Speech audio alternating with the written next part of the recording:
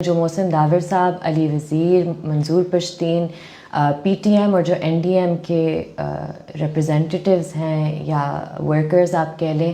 ان کی جو اسٹرگل ہے وہ ایک بہت لمبی اسٹرگل ہے اور ایک بہت مشکل اسٹرگل ہے جو شاید پنجاب سے لوگ نہیں سمجھ پائیں گے کہ جب تک آپ کے ججز میں تھوڑی ہمت نہیں آ جائے گی نا کہ ہم آخری سہارا ہیں ان فیملیز کا، مسنگ پرسنس کا، کہ جب آپ آئینی عدالت کے دروازے پر دستک کرتے ہیں تو اس کا یہ مطلب ہے کہ آپ نے ہر ایونیو ایکسپلور کیا۔ اب دیکھیں، آپ محسن داور کو سپورٹ کر رہی ہوں، میں کھل کے کہتی ہوں میں محسن داور کو سپورٹ کرتی ہوں، اور مجھے تو امید ہے کہ اگر این ڈی ایم کوئی کینڈیڈیٹ اسلام آباد سے کھڑی کرے گی آتے ہیں، پھر آپ ان فیملیز کے لیے سہارا یا سپورٹ نہیں بن سکتے۔ بٹ ڈیفینیٹلی جب آپ ان کے ساتھ نہیں ہوتے یا جب آپ کورٹ میں نہیں ہوتے، ان باتوں کے بارے میں بہت سوچتی ہوں اور میں بہت ڈسٹرب بھی ہوتی ہوں، اور کبھی کبھی ڈپریشن بھی بہت زیادہ ہوتی ہے کہ آپ کبھی ہیلپ لیس فیل کرتے ہیں کہ اتنی کوشش کے باوجود کوئی بھی سننے کے لیے تیار نہیں ہے ان فیملیز کی، لیکن پھر آپ کو یہ بھی موٹیویشن ملتی ہے کہ دیکھیں ان کے پاس کوئی سننے کے لیے ہے نہیں ان کی باتوں کو، تو آپ کو اور بھی زیادہ لڑنا پڑے گا کہ ان کی آوازیں سنی جائیں۔ کوشش تو یہی ہوتی ہے ڈیفینیٹلی، اور بھی صرف آبویسلی میں نہیں، جیسے voice for Baloch missing persons ہیں وہ ان چیزوں پر کام کر رہے ہیں مجھ سے بہت پہلے۔ آمنہ مسعود جنجوعہ صاحبہ کا ڈیفینسو ہیومن رائٹس ہیں، وہ ان ایشوز پر مجھ سے بہت پہلے سے کام کر رہی ہیں۔ تو بہت سے ایسے کلیکٹیوز ہیں، اور پھر مل کر ایک دوسرے کا ساتھ دے کر ہی ہم آگے بڑھ سکتے ہیں، اور جیسے جیسے کنیکٹیوٹی ان کلیکٹیوز میں بھی انہانس ہوں گی تو اس سے آئی تھنک کہ زیادہ کوئی فروٹفل دیکھیں مل تو رہے ہیں اس حد تک کہ فار ایگزامپل جیسے بلوچ اسٹوڈنٹس کے لیے کمیشن بنایا گیا تھا اسلام آباد ہائی کورٹ کی ڈائریکشنز پر، اور اس کمیشن نے اب اپنی رپورٹ جمع کروا دی ہے عدالت میں، اور جو ہمیں تو صرف پروسیڈنگز کے دوران جو پتہ چلا تھا، ہمیں بھی بلایا گیا تھا، بہت پیشنٹ ہمیں ہیئرنگ دی گئی تھی، اور بہت صحیح سوال پوچھے گئے تھے اور صحیح لوگوں سے وہ سوالات پوچھے گئے تھے۔ تو آئی تھنک کہ سلولی وہ پروگریس تو ہوتا ہے جو ایک انکریمنٹل ہوتا ہے کہ ہم نشاندہی کریں کہ کون ذمہ دار ہے، کیا ایکشنز ہونے چاہیے۔ بٹ پرابلم یہ ہے کہ جب تک آپ کے پاس دو چیزیں، ایک پولیٹیکل ول نہیں ہوگا اس مسئلے کو ریزالو کرنے کے لیے، یہ نہیں ریزالو ہوگا، اور دوسری بات کہ جب تک آپ کے ججز میں تھوڑی ہمت نہیں آ جائے گی نا کہ ہم آخری سہارا ہیں ان فیملیز کا، مسنگ پرسنس کا، کہ جب آپ آئینی عدالت کے دروازے پر دستک کرتے ہیں تو اس کا یہ مطلب ہے کہ آپ نے ہر ایونیو ایکسپلور کیا، اب آپ کے پاس کوئی اور ایونیو ایکسپلور کرنے کے لیے نہیں ہے۔ تو کانسٹیٹیوشنل کورٹس کو بھی اپنی ذمہ داری سمجھنی چاہیے۔ آئی تھنک کہ چیف جسٹس صاحب جو بیٹھے ہوئے ہیں سپریم کورٹ میں، اور شاید مجھ پہ کنٹیمپٹ لگ جائے یہ بات کہنے کے لیے، لیکن اب کنٹیمپٹ سے ڈر کے تو نہیں ہم باتیں اپنی نہیں کر سکتے، انہیں اس چیز کا احساس ہونا چاہیے کہ ابھی ملک واقعی ایک نازک موڑ پر ہے، کہ سیاسی جو ایک انسٹیبلٹی ہے، پولرائزیشن بہت بڑے لیول کی ہے، اکنامک کرائسس تو اپنی جگہ ایکسپلوڈ کر رہا ہے، ٹھیک ہے۔ اب لیکن جوڈیشری کا کوئی کام نہیں ہے کہ وہ اکنامک کرائسس میں پڑے، لیکن جو سچویشن ابھی ہے،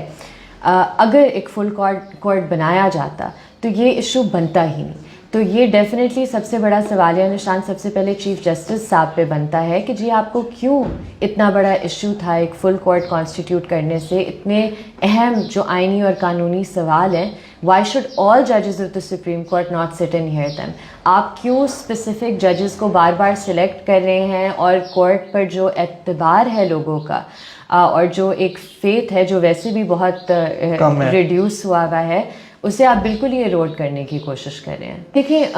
آئی تھنک جو ماحل بلوچ کا کیس ہے، اور جو اب کیونکہ یہ پہلا نہیں ہے، آپ کو یاد ہوگا گجک میں بھی ان نے خواتین کو اٹھایا تھا، ایک نیو بورن بیبی کو بھی اٹھایا تھا ساتھ میں۔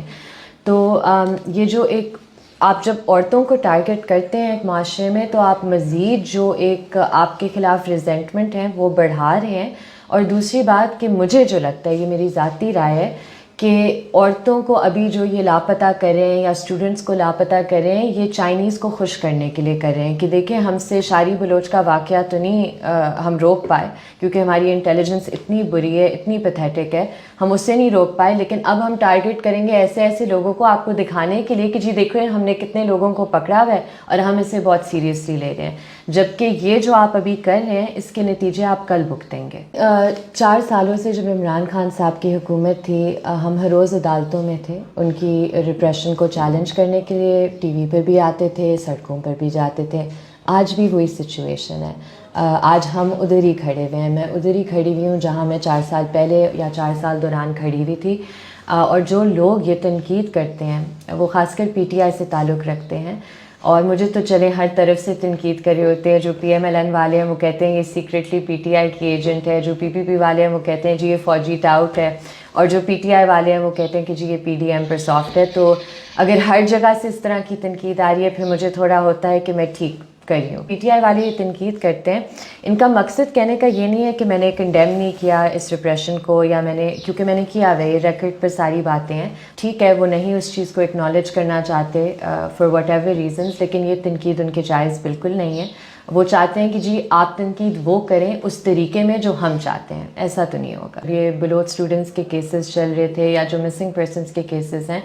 ان پر بھی آرگیومنٹس کافی ہوتے تھے، کیونکہ آئی ریممبر کہ وہ اپنی طرف سے تو ٹیک اپ کرنے کی کوشش کرتی تھی، لیکن حکومت ایسی بظاہر نظر آتا تھا کہ ایز سچ وہ اس ایشو کو اتنا سیریسلی نہیں لے رہے تھے، جس طرح آج کی حکومت بھی سائلنٹ ہے۔ چلیں پچھلی حکومت میں ایک قانون لانے کی کوشش کی گئی تھی، وہ قانون ہی غائب ہو گیا تھا۔ میری فیملی ایسے ہے کہ سب کی اپنی بہت مختلف پولیٹیکل اوپینینز ہوتے ہیں۔ جو میرے لیٹ والد صاحب ہیں وہ پی ایم ایل این کو بہت سپورٹ کرتے تھے، تو ان سے بھی میری بہت بحث ہوتی تھی، تو مجھے تنگ کرنے کے لیے کہتے تھے آئی لو یو میاں صاحب، اور بٹ یہ ہوتا ہے گھروں میں جہاں آپ کے بہت انڈیپینڈنٹ لوگ ہوتے ہیں تو سب کی اپنی رائے ہوتی ہے، اور پھر ڈیبیٹس بھی ہوتی ہے، ایک دوسرے کو آپ پرووک بھی کرتے ہیں، بٹ اوور آل جو آپ کے بیچ ایک تعلق ہوتا ہے، ایک رشتہ ہوتا ہے پیار کا، عزت کا، وہ اسی جگہ رہتا ہے۔ میں نے تو محسن داور سے ایسی کوئی بات کبھی نہیں سنی جہاں وہ کوئی بھی غیر آئینی یا غیر قانونی چیز کو سپورٹ کریں۔ جو محسن داور صاحب، علی وزیر، منظور پشتین، پی ٹی ایم اور جو این ڈی ایم کے ریپرزینٹیٹیوز ہیں یا ورکرز آپ کہہ لیں، ان کی جو اسٹرگل ہے وہ ایک بہت لمبی اسٹرگل ہے اور ایک بہت مشکل اسٹرگل ہے، جو شاید پنجاب سے لوگ نہیں سمجھ پائیں گے۔ ان کو جو مشکلات کا سامنا کرنا پڑا، پی ٹی آئی کو اس کا 0.01% بھی نہیں سامنا کرنا پڑا، اور یہ پی ٹی آئی کی حکومت میں ہی ہوا تھا۔ اس سے زیادہ اس طرح کی جو تنقید آتی ہے وہ پی ٹی آئی فالوور سے آتی ہے، ان کے سپورٹر سے، کہ جی دیکھیں آپ محسن داور کو سپورٹ کر رہی ہوں۔ میں کھل کے کہتی ہوں میں محسن داور کو سپورٹ کرتی ہوں، اور مجھے تو امید ہے کہ اگر این ڈی ایم کوئی کینڈیڈیٹ اسلام آباد سے کھڑی کرے گی